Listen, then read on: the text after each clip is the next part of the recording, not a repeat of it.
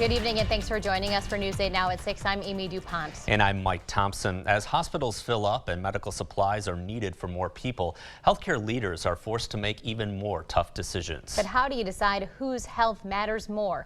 News 8 Now's Jordan Frumstad spoke with a la-crosse hospital ethicist who makes the call. One example right now is blood supply. It's critically short right now, and that means some people's surgeries have to wait. Most of us strive to do what is right.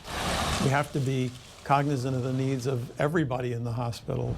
Right now, blood supply is critically low. Versity Blood Center in Milwaukee supplies Gundersen-Health-System.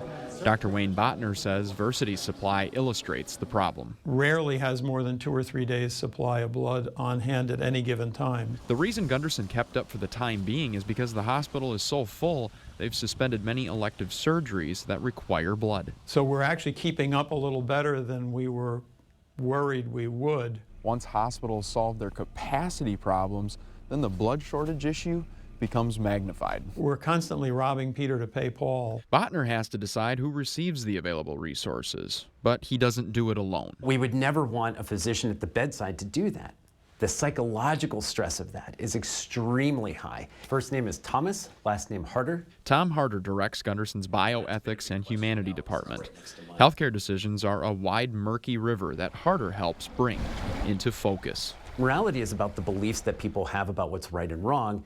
Ethics is what to do in particular situations. We can safely delay something. It doesn't mean you don't work on it. The hospital prioritizes patients at the highest risk of death. Blood cancer patients are one example. If you have acute leukemia, that's an emergency. It's not something elective. But as hospitals fill and resources evaporate, making medical decisions is much harder. It's devastating to an individual and a family when they find out that they can't get a service that they really need. The right decision for healthcare providers is about the resources that exist and the people whose lives hang in the balance.